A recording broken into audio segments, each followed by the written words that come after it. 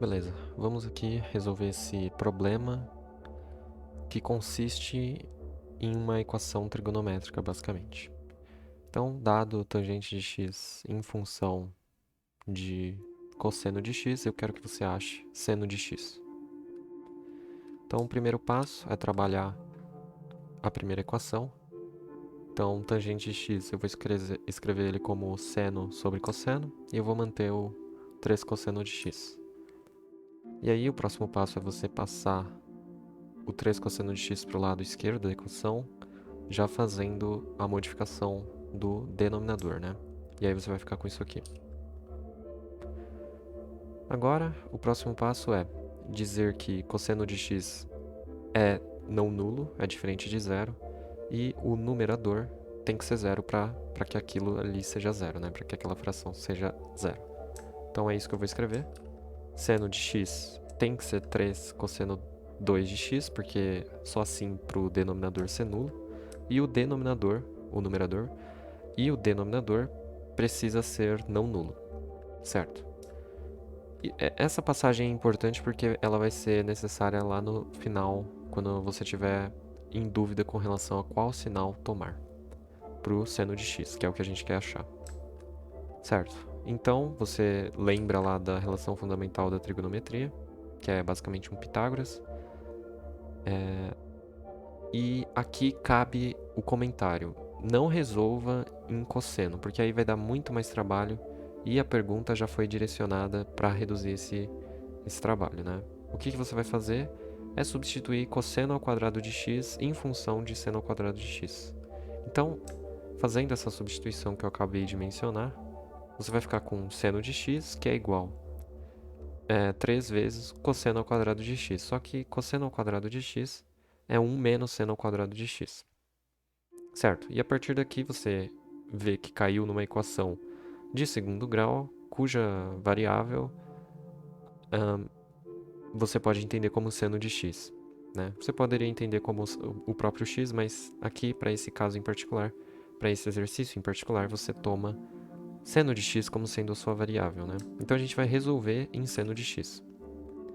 Então eu só relembrei você da equação do slide anterior e você faz uma pequena manipulação distributiva primeiro para distribuir o 3 nos demais termos do lado direito da equação, e agora você está apto a resolver essa equação de segundo grau, considerando seno de x como sendo uma variável auxiliar t.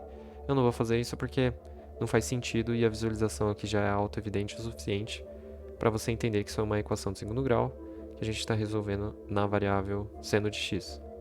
Então, vou escrever de novo essa equação de segundo grau em seno de x no próximo slide e a gente vai resolver ela.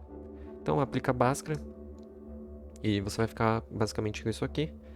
E concatenando ali o 1 mais 36, você vai ficar com raiz de 37. E agora você fica em dúvida, né? Qual sinal eu tenho que tomar para o seno de x? É menos 1? Eu tenho que considerar as duas possibilidades, ou seja, mais e menos, ou só uma das possibilidades, né? Mais ou menos, exclusivamente falando agora, né? E aí, a gente precisa relembrar as bases, o início desse problema. Então, aqui no tangente de x igual a 3 cosseno de x, a gente tinha feito a expansão disso aqui e ficou com basicamente isso aqui, né? E basicamente agora você vai passar seno de x vai virar 3 cosseno 2 de x, e cosseno 2 de x, você sabe que é um número positivo para qualquer valor de x dos reais. Então, seno de x é 3, que é um número positivo, que está multiplicando outra coisa positiva. Então, seno de x, conforme eu vou colocar aqui, ele precisa ser maior que zero. E a gente tem essa expressão aqui do seno de x, lá do Bhaskara, né? Que é isso aqui. E claramente você vai precisar tirar uma das possibilidades, que no caso é o sinal de menos. Essa possibilidade você exclui, porque caso você adotasse ela, você teria um seno de x negativo, né?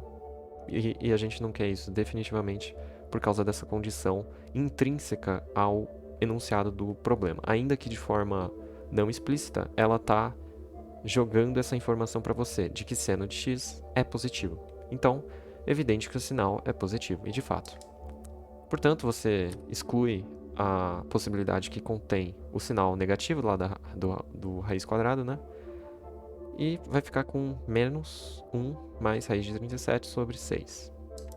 E, portanto, agora você consegue dizer a resposta desse problema, que é, portanto, menos 1 mais raiz de 37 sobre 6.